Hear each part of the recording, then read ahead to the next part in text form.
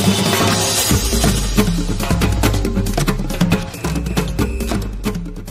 guys, welcome to the second module of Breaking Negative VA Mindset series. And for today's negative mindset that I want to break or you want to break is I don't speak good English. And this is applicable to my Filipino audience because a lot of times, or maybe you're from anywhere, in Asia who are not confident to speak in English and wants to be a virtual assistant in the future. I just want to let you know, all right, that I am going to break that today and I'm going to help you start all over and make sure that you'll be comfortable with your English in the future. If you follow everything that's in this module, it's going to be a bit long. So get your paper and pen because I'm going to give you a lot of information and tips for you to be able to be this confident. I am not fluent. I stutter sometimes. I forget some terms along the way, but hey, I sound confident, right? So, and it's all about, practice and repetition. So, let's learn from this module now. But before anything else, please, if you're not part of the Barangay VA community yet, go ahead and join by clicking the link in the description box for you guys to be able to maximize this to your potential, okay? Because at the end of this, onboarding, you'll get access to our free VA course. If you did not start yet with our free VA course, then go ahead and join that awesome community of ours. So go ahead. I'm giving you time right now before I go to the next slide. Let's go. Oh, okay, you joined. Thank you so much. So let's proceed now. So let's talk about the first part, why English. I want to tell you why you should learn English. Number one, it's a universal language. Okay, number two, you will be catering to international clients. If you're from America or in Europe or in a country where you guys are good in English already, then good for you. But there are a lot of people from other countries who are not really confident when it comes to English, and they want to be a virtual assistant and they want to be able to cater to international clients, then they need this. Okay. So if you guys are good at English, maybe you guys can skip already this module. All right. And number three, guys, it's the main language to be used, right? This is really, really essential because that's how you will speak to your client. All instructions given by the client are in English and many, many more. So if you really want to be able to, cater to or serve international clients, then you need to learn English, girl. You need to do this. All right. Then the next question would always be, do you have to be fluent in English? And the answer is no, because conversation English is enough. And when I say conversational English, it means you're able to express yourself in English, regardless if it's fluent or not, right? You can speak or express, you can write, and so on. And you can understand, English.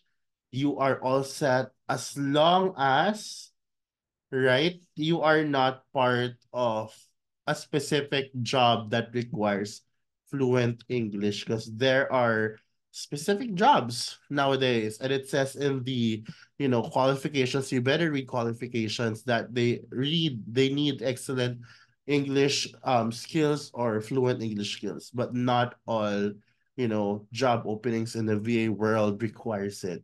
So how do you go about it? Just number one, again, you should be able to, when I say conversational English, it means you can read and understand, basic writing. You can write in English and you can express yourself in English. And unless you'll get a voice account, like CSR voice account or cold calling, anything that requires voice account, because these accounts or these clients requires good or fluent or excellent English. Unless you're in this world, then you don't need fluent English. All right. Conversational English is more than enough.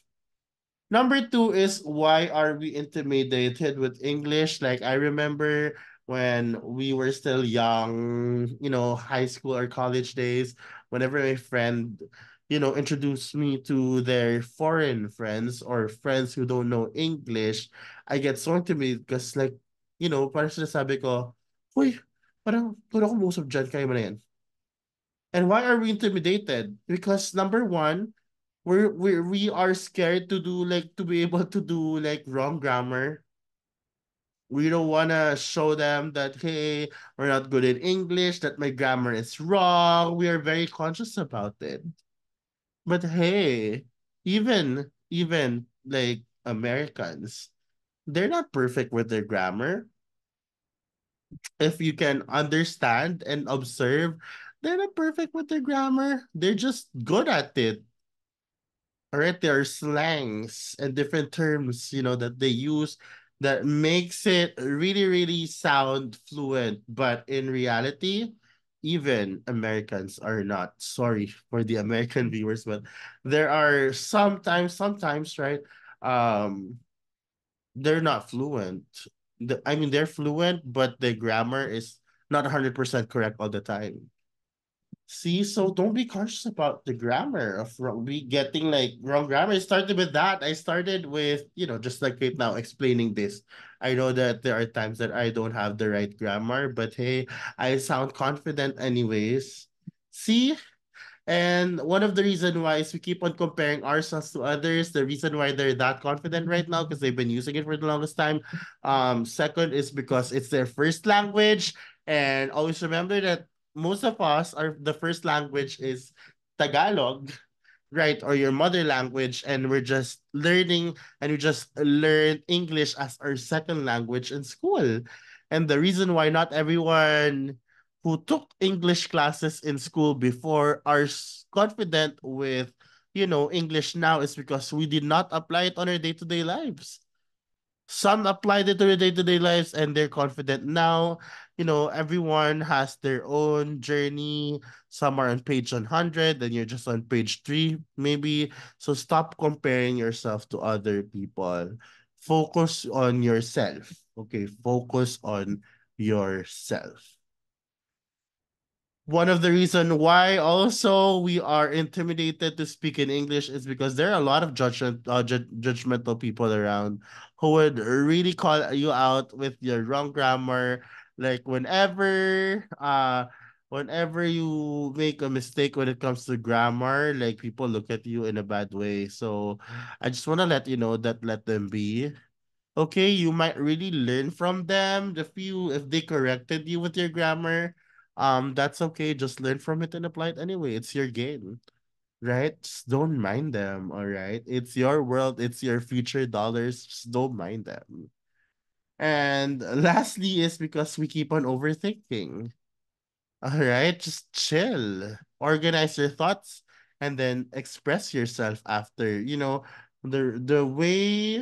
The secret to be able to have like a smooth conversation with another person in English is really listening. You have to listen, and then as you listen, you're organizing your thoughts already, and then you speak slowly and stuff, and you'll be okay until such time that you are really used to it already. And the biggest reason, guys, is we don't use it at all. So you have to be immersed and you have to be able to use it often on a daily basis for you to be able to be confident with your English. Okay? The more you use it, the more you'll get used to it and the more you'll be confident to speak in English. So starting today, use it regardless if you are English Baroque, English Carabao, if you're not fluent with it, even if there's a lot of wrong grammar, just speak in English. That's okay. Just practice. All right. And why is it hard to learn it? Honestly, it's intimidating. It's uncomfortable because it's something new to us. We haven't learned it yet. And you don't use it on a daily basis. Use it on a daily basis and you'll get used to it. All right. And how to be confident with it, just keep on reading or listening or watching um English materials. Don't be afraid to make mistakes, even if it's always wrong grammar. And if they correct you, then you correct yourself too. And apply all learnings and keep on using it. No, you learn how to listen and understand and really just really start using it. No more overthinking, just start using it. The reason why I got used to this is because I was able to have my own internship in America for a year back then. And I didn't have any choice but to use the language. And up to now, after that internship, after that 1 year of internship, I was still able to use it here in the Philippines. It has became or it has become Okay, it has become my first language. See, I'm not even like fluent with English, and that's okay, right? I'm pushing because I have international viewers. I noticed, so yeah, right? You should be able to start using it until you get used to it. That's my secret. Okay. Now, having said that, I want to help you with basic English conversations. These are the things that I was able to encounter with my international clients or with my, with my guests in the hotel and restaurant before when I was in the States for a year. Because these are like terms that, has a different meaning if you take it literally. So let me give you tips when it comes to, basic English conversation. So when people ask you like, how are you? In Tagalog, kamusta ka? How are you? It's really their norm. It's something that they do all the time. Hey, how are you? It's like their it's that's their opener, conversation opener. How are you? All the time, even the strangers. How are you? And it just means kamusta ka. And how do you go about it? Answer the question. Give updates, right? And then ask the person back. So I'd say like I'm good. I'm already, so if this is in a work setting, all right, I'm good.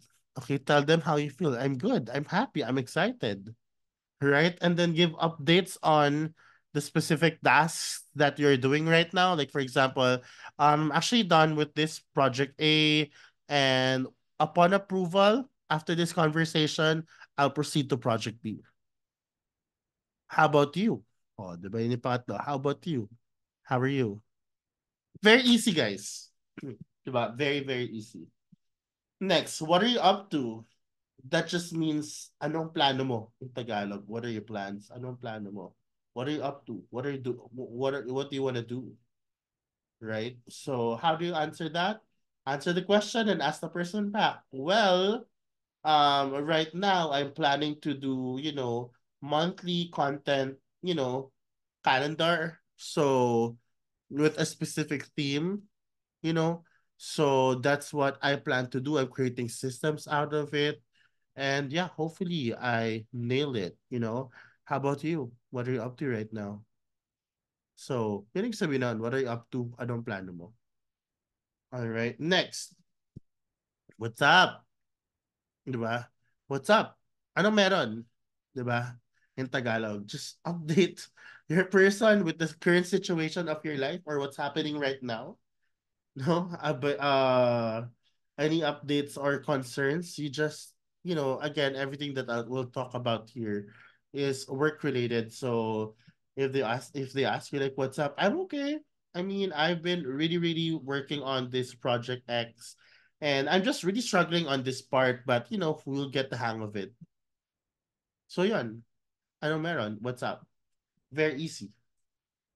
Give me a hand. They're not literally gonna give your hand to your client, but it means tutulungan, help, right? So they can like tell you like, hey Jam, can you give me a hand with this? It means can you help me with this? That's what it means. So answer with your decision like yes or no. And if yes, ask how may I help? Of course, how may I help? Right? Or if no, like, oh, I'm sorry, I'm in the middle of something, but maybe after this, I'll help you. Give me a hand. Do you follow? What does that mean? When you say, do you follow or are you still following? It means in Tagalog, naiintindihan mo ba? Nakakasunod ka ba? Yun ibig sabihin nun. So, answer if yes or no. Yes, I'm following.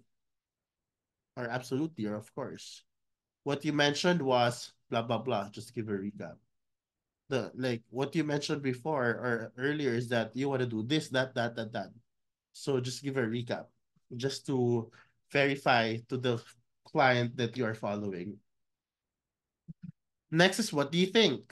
Okay, this is usually um used whenever a client is proposing something, you know, for a specific project, and they would ask your opinion, like, what do you think? Ano sa tingin mo? Ano sa tingin mo, te? 'Di ba?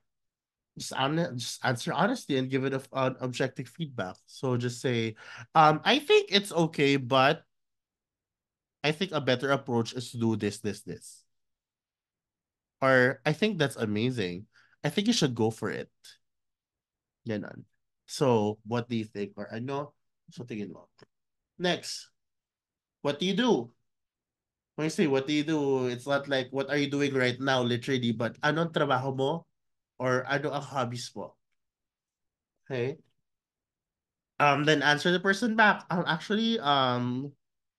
am a social media marketer focusing on VA agencies. So they call me a VA sourcer because I help them, source qualified virtual assistants for their clients. How about you? What do you do? Diba? Para you're having a conversation. Cool. Yan, diba? So that's how you answer it.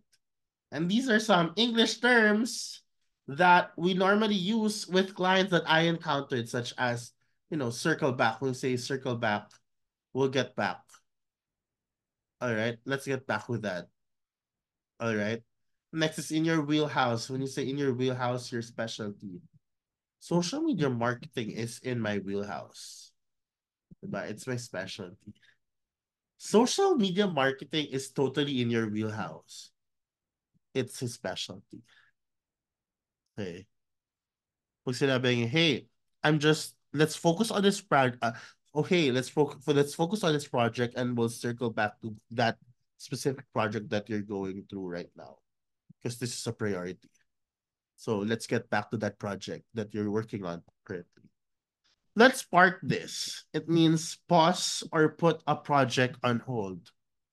So we can combine, let's park this and circle back. All right. So, hi. So this project is absolutely very important compared to that. Okay, because this is a priority. So let's park that first and we'll circle back to that after. Gets mo ba? Okay, got it. Next is piggyback. When you say piggyback, it's not a pig. It's not you, riding on someone else's shoulder. Piggyback means you agree and you will add insight to a conversation. So this happens when you express a specific opinion or suggestion and another person agrees on it and wants to give more insight. Like for example, uy, ang ganda ng buwan. And then they will say, I want to piggyback to what Jam just said. Yes, I absolutely believe that, the moon is very, very nice right now and yada, yada, yada. Okay? You're adding insight to a conversation and you agree. Okay, piggyback. All right. Another example of that is parang, uy, ang sarap ng pagkain ko. Okay. Or in English, hey, I think that I no, again. Hey, I think your food is really good. And then your friend says, I want to piggyback on what Jam said. I tried it myself and it's tender, it's juicy. Hot dog. But yeah, it's something like that. Piggyback. I want to piggyback to what Jam said. I want to piggyback to what you said. Piggyback. All right. Next is last straw. All right. It means the last problem in a series of problems that makes a situation impossible to accept. No? So it means the last problem. That is the last straw. We're okay after. That's what it means. Low hanging fruit or the easiest way. It came from, you know how cartoons are like this apple tree. There's this apple tree and the specific apple is like at the lowest part and it's easier to reach. So that's what it means, like it's easy, like it's the easiest way, right? Ballpark or range. give me a can you give me a ballpark figure your of your converted clients, of your conversions? So ballpark figure or a range. Okay. And back burner. Okay. Which means less priority. Like you can say project project XYZ is a back burner. Okay, then it means it's less priority. So these are just some terms that we use on a daily basis with our clients. And I believe that you guys should prepare yourself with this and start using it, because maybe you don't use it, but they would use it more often so you understand. All right, so hope that one helps you. Thank you so much. Again, you won't be good with English with, just one round of watching this module, but the thing is you need to apply it on your day-to-day lives. So your assignment is to comment the things that you do, start doing, okay, starting today, so you can improve on your English in the comment section, because I want your commitment. All right.